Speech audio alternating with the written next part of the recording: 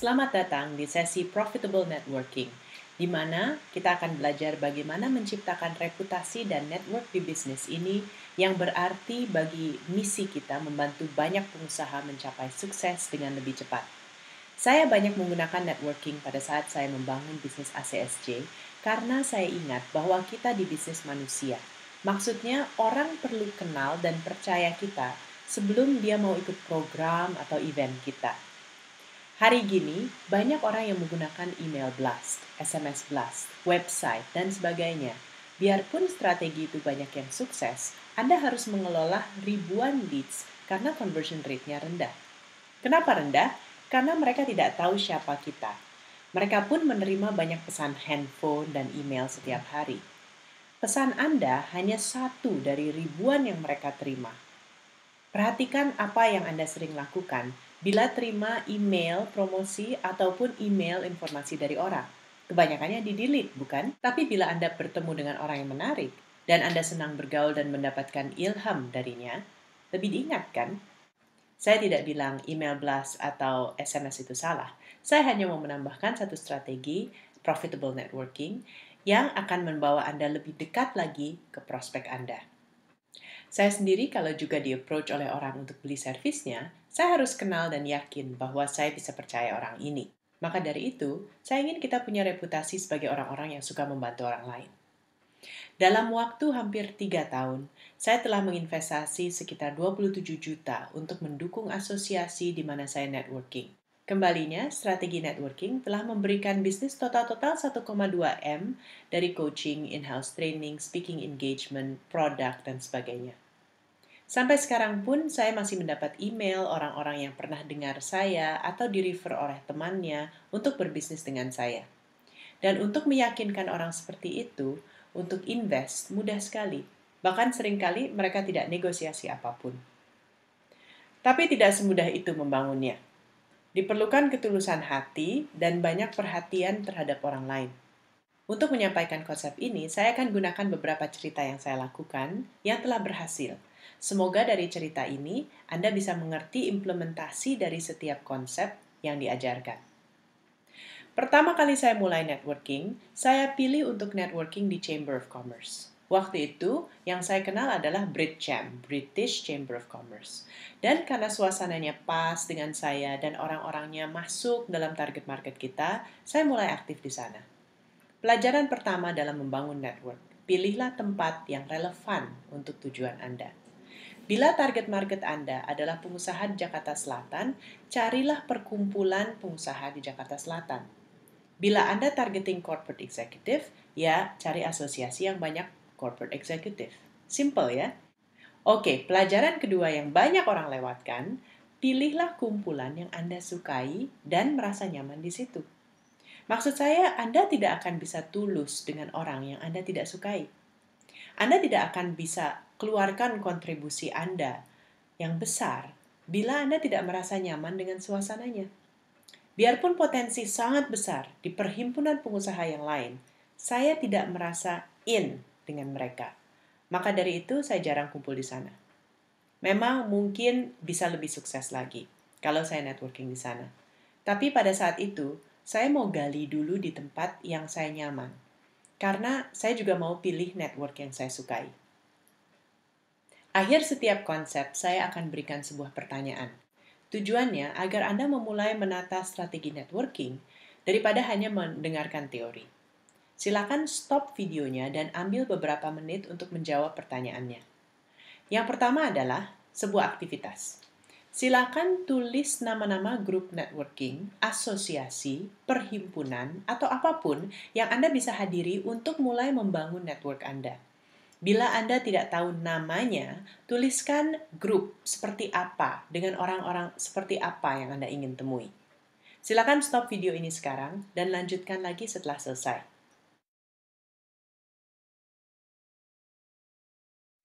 Kita lanjut. Pada waktu saya pilih untuk hadir di kumpulan networking di BritCham, ada 2 tipe cara networking. Yang pagi lebih terstruktur. Setelah makan pagi, setiap peserta harus berdiri dan memperkenalkan dirinya, usahanya, dan lain-lain dalam waktu 60 detik. Setelah itu kita bergantian saling memberikan nama orang yang mungkin bisa berbisnis dengan teman-teman di sekelompok itu. Jadi kulturnya saling memberi. Semuanya dijalankan dengan struktur. Nah, ada juga kumpulan networking yang sifatnya sosial. Datang, bayar tiket, masuk, dan di situ sudah tersedia makanan dalam bentuk buffet, dan banyak orang datang untuk saling ngobrol dengan santai. Tidak ada banyak program, hanya saling bertemu dan kenalan sendiri-sendiri. Yang pertama saya pilih adalah yang terstruktur. Karena saya pikir saya dapat kesempatan bicara di depan semua orang tentang diri saya. Saya latih cara berbicara dalam 60 detik dan menyampaikan hal-hal yang menarik. Hasilnya, saya cukup dikenal, bahkan ketua dari Bridgechamp menawarkan saya masuk menjadi anggota termuda dan wanita satu-satunya dalam executive board, di mana kita menjadi penasehat untuk memimpin Bridgechamp. Dalam networking sosial, saya juga cukup menarik perhatian dan menjadi populer. Orang-orang yang sudah kenal saya merekomendasikan orang lain untuk bicara dengan saya dengan kalimat seperti ini. Dia seorang coach yang hebat. Dia banyak bantu saya. Coba kalian ngobrol, pasti dia bantu saya. Yang saya mau tekankan di sini adalah bagaimana menarik perhatian dan menjadi orang yang dipercaya dalam lingkungan Anda. Pertama, mulai dari sebuah niat. Sering saya melihat banyak orang sales, termasuk saya sendiri dulunya, yang hanya mau networking untuk jualan. Senang sekali ketemu orang-orang dan bagi-bagi name card. Tidak ada niat untuk membantu networknya, hanya untuk mendapatkan leads. Nah, biarpun Anda tidak sadari, energi itu terpancar dari dalam niat Anda. Nggak tahu kenapa, pokoknya feelingnya beda deh kalau ada orang seperti itu di grup bicara. Sudah nggak enak lagi. Ada sesuatu yang palsu. Hari gini, banyak orang yang sudah bisa kenali makhluk-makhluk seperti itu, dan mereka sering dihindari di grup networking. Jadi, saya pertama punya niat. Bagaimana saya bisa menggunakan apa yang saya tahu dari Action Coach untuk membantu orang lebih mudah berbisnis dan mencapai sukses. Jadi setiap kali saya bicara sama orang, jadinya agak gali-gali dikit tentang bisnisnya. Coba kasih ide, bantu coaching dikit. Jangan khawatir, ilmu kita banyak. Dia akan habis kalau dibagi-bagi dikit. Dan saya juga mendengarkan banyak curhat mereka. Hanya didengarkan saja, mereka sudah merasa nyaman. Karena banyak orang sales yang terlalu cepat dan terlalu banyak bicara tentang dirinya sendiri dan produknya. Jadi apa niat networking Anda? Yes, pasti ujung-ujungnya kita cari leads. Tapi di awal, Anda harus mulai dengan sebuah niat memberikan nilai tambah. Karena niat saya bantu orang, maka tanya-tanya tentang bisnis, tantangan, dan sebagainya menjadi suatu hal yang natural, tidak dibuat-buat. Dan karena tulus, orang juga senang bercerita dan menerima input. Akhirnya mereka senang bicara dengan saya dan di kemudian hari mengingat saya pada saat mereka atau teman mereka ada keperluan. Silakan stop video ini sekarang dan jawablah pertanyaan ini. Apa niat Anda networking? Nilai apa yang Anda berikan ke network Anda? Bagaimana Anda akan menjadi kontributor yang baik dalam grup networking Anda? Ingat, memberi, maka Anda akan menerima. Silakan stop video ini dan jawab dulu pertanyaannya.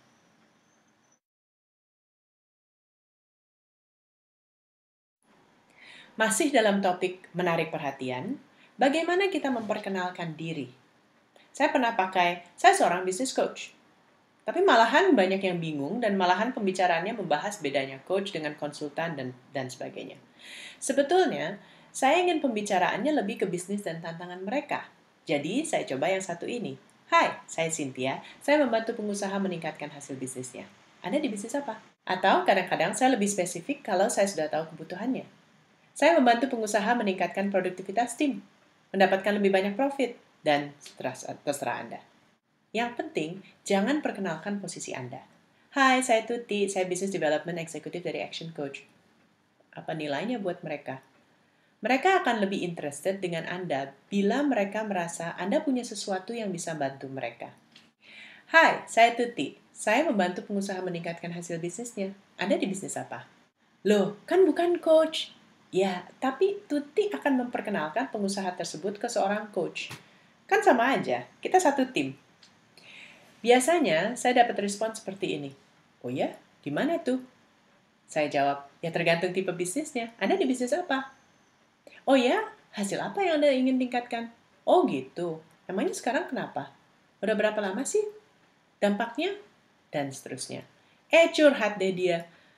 Akhir pembicaraan, jadi kalau ada cara yang terbukti untuk meningkatkan hasil bisnis Anda masih mau belajar lagi? Oh, bagus deh. Kan kita sekarang lagi di acara networking. Saya yakin Anda mau bicara dengan orang banyak. Jadi daripada saya jelaskan di sini, boleh nggak saya minta kontak Anda? Saya akan kirimkan info lewat email, terus kita akan teleponan lagi minggu depan. Kalau bisa langsung set appointment. Hari gini, semua agenda orang sudah ada di telepon. Saran saya, Anda jangan terlalu cepat keluarkan name card. Berikan orang name card Anda pada akhir pembicaraan. Kalau dia relevan, kalau dia menarik, kalau dia tertarik dengan Anda, silahkan berikan name card hanya sebagai alat untuk melanjutkan komunikasi. Orang yang terlalu mudah dan sering memberikan name card di awal, kesannya mau jualan. Bahkan, seringkali, biarpun dia sudah memberikan name card-nya duluan, saya perhatikan saja. Saya tanya-tanya tentang bisnisnya, baru pada akhirnya saya berikan name card saya kalau saya masih interested atau kalau dia minta. Aktivitas untuk Anda. Silahkan pikirkan cara Anda memperkenalkan diri. Tuliskan kalimat itu di atas kertas Anda dan tuliskan beberapa pilihan kalimat lain untuk situasi yang berbeda. Silahkan stop video ini.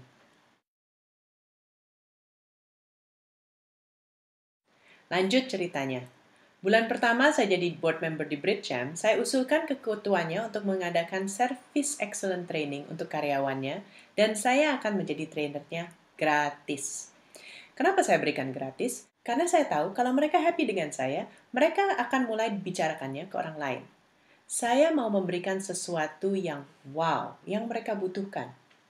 Banyak asosiasi atau grup seperti ini sifatnya non-profit. Jadi mereka tidak punya banyak uang untuk develop karyawannya. Kebetulan kita di bisnis edukasi. Nah, dari situ saya melatih prospek saya dan calon referensi saya. Orang sales lain sering mencoba meyakinkan orang dengan brosur, website, presentasi, penjelasan. Kalau saya prinsipnya network saya harus edukasi. Saya akan meng-coaching network saya. Bisa jadi saya kasih sesuatu yang gratis seperti Bridgechamp tadi. Saya juga tawarkan menjadi pembicara gratis untuk event-eventnya. Saya juga memberikan nilai tambah setiap kali saya bicara dengan orang-orang. Jadi tanpa brosur, tanpa website, tanpa presentasi, saya sudah mendemonstrasikan kompetensi saya. Mereka akan merasakan, bukan hanya mengetahui nilai-nilai saya. Itu menurut saya lebih meyakinkan daripada brosur.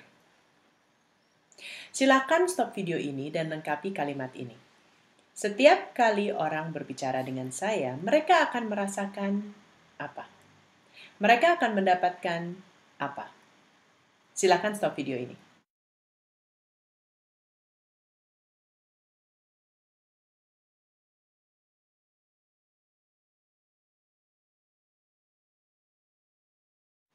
Salah satu yang saya lakukan adalah meluncurkan grup Professional Women in Bridgechamp. Dengan menjadi pemulanya, saya mendapatkan apresiasi dan juga menjadi orang yang cukup dikenal. Sekali lagi, kita bukan mengejar jadi dikenal, tapi untuk memberikan nilai tambah. Saya bersedia setiap kali mereka ajak saya sebagai pembicara, dan mereka selalu berkomentar positif. Tujuan saya selalu menambah value. Saya ingin grup ini dikenal menambahkan value, agar mereka menjadi makin menarik untuk orang lain. Ternyata berhasil. Sampai sekarang grup ini masih ada dan semakin berkembang. Intinya, pada saat Anda masuk ke dalam grup networking, jangan hanya menjadi tamu yang sekali-sekali datang. Jadilah pengurus. Makanya saya di awal sarankan kepada Anda join grup yang Anda sukai.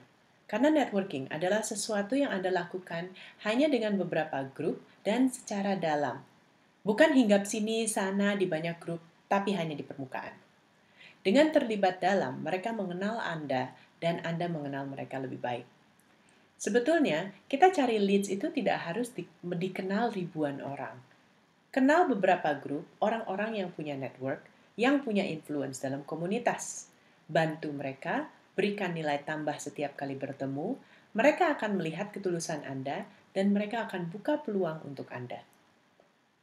Pertanyaan untuk Anda pikirkan. Berdasarkan talenta Anda, bagaimana Anda bisa terlibat sebagai pengurus atau membantu organisasi networking Anda?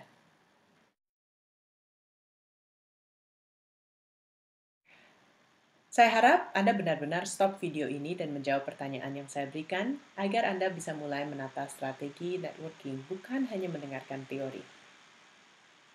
Kita lanjut.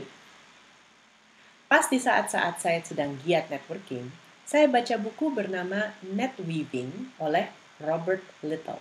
Di buku itu saya belajar bahwa untuk menjadi orang yang lebih berguna lagi, saya bisa saling mengenalkan network saya satu sama lain. Jadi setelah saya mulai kenal beberapa orang di network saya mulai jodoh-jodohin mereka yang relevan. Contohnya saya kenalin CEO-nya airlines ke CEO-nya business travel. Saya kenalin 3 konsultan pertambangan satu sama lain agar mereka bisa cari bisnis bersama. Saya kenalin restoran dengan seorang expert minuman wine. Seperti itulah. Dan mereka menikmati prosesnya dan sangat berterima kasih kepada saya. Saya juga mulai pilih-pilih siapa yang saya mau kenal. Karena saya ingin network saya penuh dengan orang yang berkualitas, bukan hanya sembarangan. Jadi di dalam berkenalan, saya mulai pakai kalimat ini. Saya kenal berbagai orang di network ini. Anda cari kenalan seperti apa? Anda di bisnis apa? Boleh cerita dikit bisnisnya? Pastinya mereka akan entusias untuk ceritakan bisnisnya, bahkan curhat, karena saya siap bantu mereka. Dan pembicaraan kita selalu berasa bermanfaat dan positif. Biarpun saya tidak punya orang yang saya bisa kenalkan, saya tutup dengan, sekarang ini saya belum terpikir siapa yang saya bisa kenalkan untuk bantu Anda, tapi nanti saya pikir-pikir dulu dan kalau ada, saya akan kenalkan. Dan benar-benar saya follow up. Akhirnya mereka juga merasa ingin memberikan saya sesuatu. Mereka juga tanya-tanya tentang bisnis saya dan mereka mereferensikan teman atau perusahaan mereka sendiri. Saya rasa mereka baik dengan saya bukan hanya karena saya berikan sesuatu, tapi mereka impress, kok ada orang yang sebaik ini. Baru kenal sudah mau bantu. Bila Anda menjadi orang yang berniat memberi, Anda menjadi sangat unik dibanding orang lain yang hanya mau menerima. Jadi untuk saya, networking bukan hanya working, tapi helping. Saya lebih suka dengan kata net helping. Bagaimana kita help orang lain? Cocok sekali dengan bisnis kita, bukan? Kan kita ngakunya mau helping pengusaha, kan? Kenapa tidak mulai tunjukkan sifat itu dengan helping network kita? Pertanyaan kali ini lebih teknis. Anda akan menerima banyak name card dan banyak teman baru. Pertanyaan saya, bagaimana Anda mau menata database network Anda? Agar Anda bisa ingat orang-orang yang Anda temui dan saling memperkenalkannya bila relevan. Silakan stop video ini dan pikirkan jawabannya untuk sistem database Anda. Kita lanjut ke pelajaran tentang cara berkenalan dengan orang banyak dalam 2 jam. Biasanya networking event sekitar 2-3 jam. Di situ bisa ada 100-200 orang. Nah, kalau Anda terlalu lama bicara dengan satu orang, waktunya habis. Sudah bayar mahal, dapatnya hanya beberapa name card, dan mereka belum tentu pas. Jadi bagaimana? Pertama, Anda harus tahu berapa leads yang Anda butuhkan per bulan untuk mendapatkan hasil di pekerjaan Anda. Banyak orang tidak menghitung ini, jadi sulit untuk merencanakan kesuksesan. Contohnya begini, kan di Action Coach ada proses sales. Pertama, kita ada database. Database diteleponin. Ada yang mau ikut seminar, ada yang mau ikut BE. Setelah itu, mereka jadi klien atau tidak. Betul?